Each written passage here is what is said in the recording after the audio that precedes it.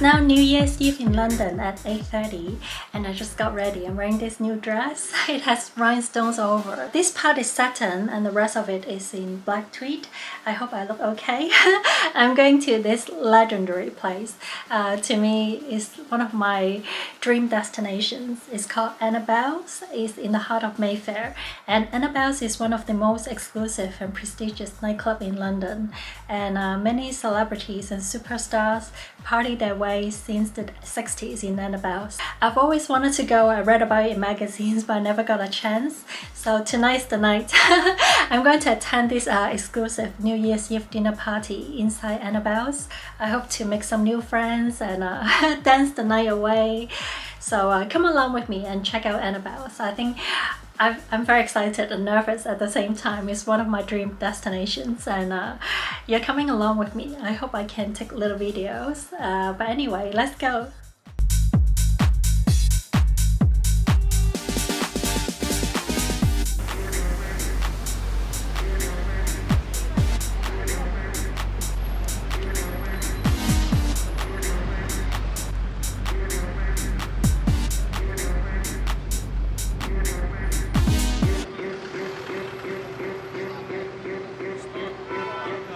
This is Annabel's. Let's go inside.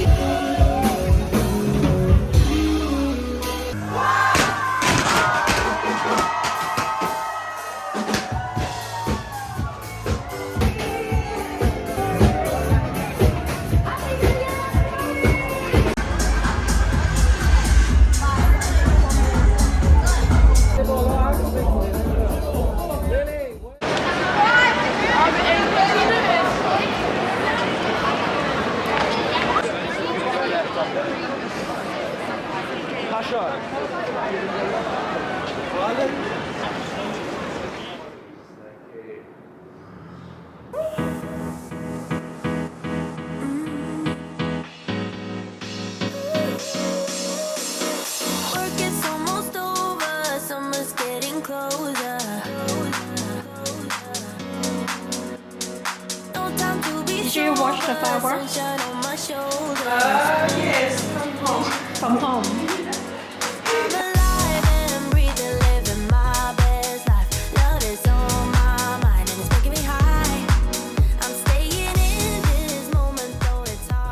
Hi everyone! Happy New Year! This is my first video of 2025, so I wish everyone a happy, healthy, and successful new year. Let me know how you celebrated and your goal for this year. And today's actually the second. Yesterday on New Year's Day, I took a break. Initially, I thought about doing the same thing as last year, you know, get a coffee and then do a New Year's Day walk. But first, I was tired, and second, there was like a wind warning and the rain was really heavy. So I was like, maybe I should just stay in and take a break and then see you on the second. And so I just went to the gym and I made black coffee and I feel much better now. Yeah, because the year before we went to the London Eye, I made a video.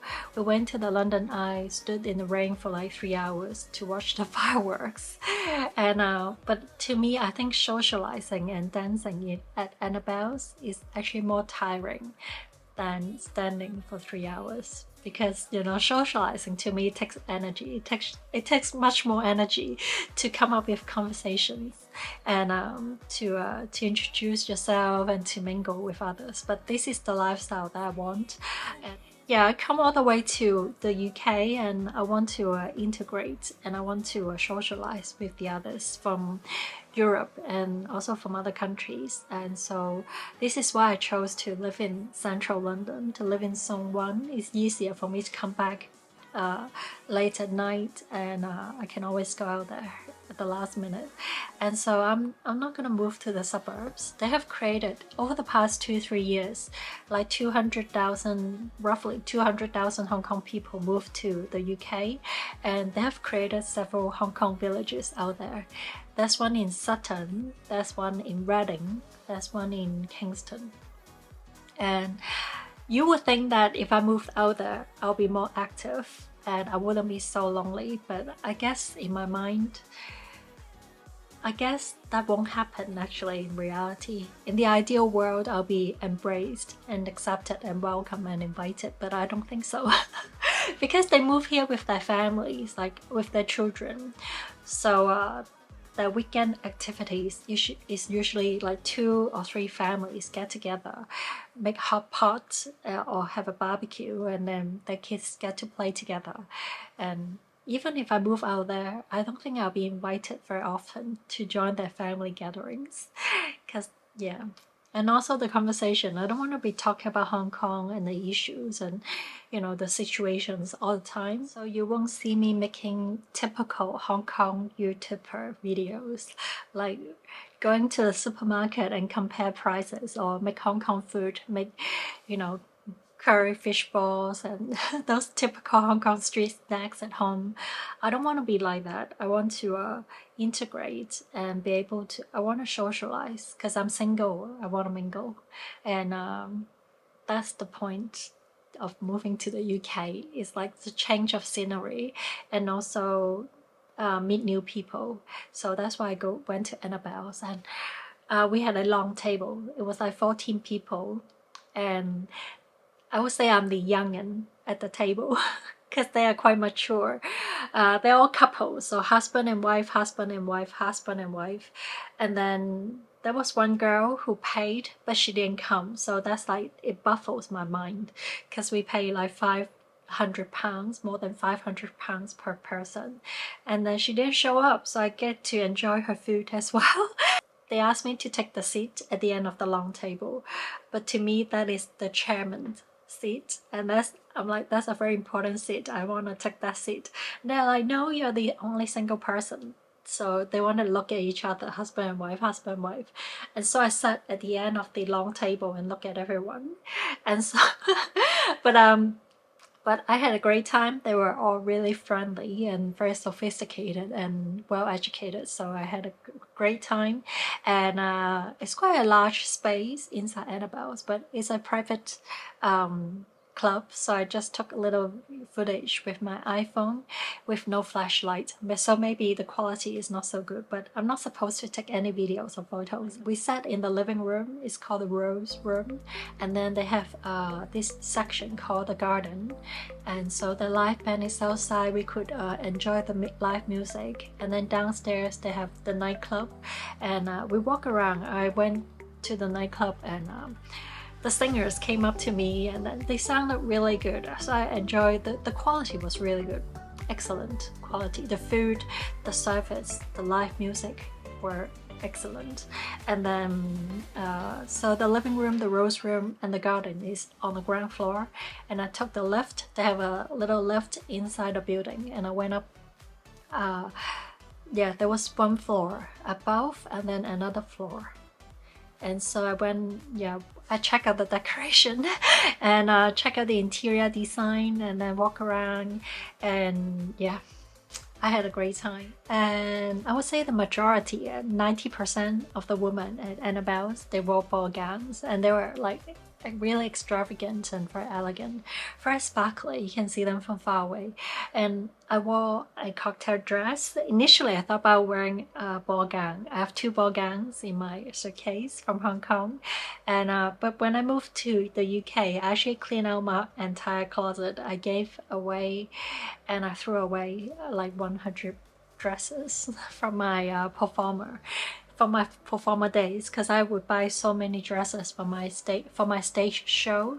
So but they were from pre-COVID, and so my age and also the style, the fashion kind of evolved quite a lot. I just thought, you know, if I wear ball gowns again, I want to get a fresh style. So, and this black cocktail dress, I bought it like last month from Harris. It's by Sandro, and it's my go-to brand. I wore it throughout the last decade, and so the size always fits me. And I thought, you know, this is a very simple dress.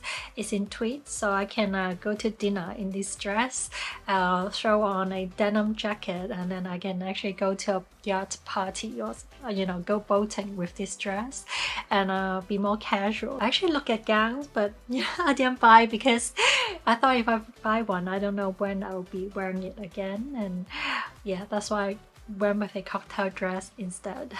But next time I hope to dress up. And as Hong Kong people, our advantage is that we get to celebrate Chinese New Year very soon. It's coming on New Year's Day is on the 29th of January, so we're gonna celebrate twice.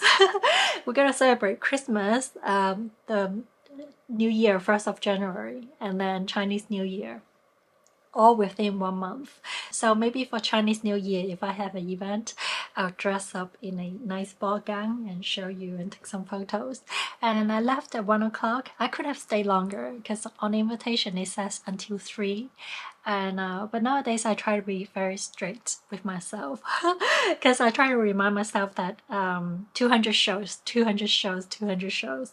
Because with my showbiz career in the early part, when I was in television, I already done so many late night shoots and had no sleep for a month, and I was much younger. And over the past decade, I've done so many shows on stage, and most of them require no sleep, because I would get in late and then do the show and then take the first flight out. And so it was a lot of physical exhaustion, and I try to remind myself that I need to take care of my health. Even though there's an opportunity to hang out late, I don't want to stay up that late. So 1 o'clock is kind of my maximum, and because I need to come home and shower and take off my makeup, wash my hair, and so that whole process is gonna take time as well. For me, that is at least 20 minutes, 30 minutes to dry my hair as well. And so that's why I left at 1. But overall, I am really thankful for this experience, and I had a great time, and it's a fantastic opportunity for me to experiment how I would feel, to socialize with the others in London society. And yeah, even if I move back to Hong Kong, this will be a very unique experience to look back on. And because it's a private club, I don't think I'll get invited every single year by a member. So I really cherish this experience. And I hope that through my channel, you can see how a Hong Kong person is trying to make her way through London society. And because that was my plan when I wanted to move to London, I wanted it to be a change of scenery, and also to meet new people, to make new friends and have a new conversation instead of talking about Hong Kong all the time. So I finally get to do it this year, because when I first moved here, if you watch my video, you will know that I went through a very difficult time with this apartment, and also my skin condition. I have severe eczema on my face and also on my hands. So I'm very happy to report that my skin much better this year. I have adapted to the weather in the UK, the dry weather, and also the wet weather, and also the hot water. So my skin is very soft and shiny, and I feel comfortable to actually go out, and much more peace in my heart right now. The first winter last year, I was not in the mood to make new friends. So I'm very happy that this year I finally have the courage and the opportunity to do so. And I'm going to Paris very soon. In 2-3 days, I'm going to Paris. So I'll see you again in Paris. And then let's start our new year with new adventure.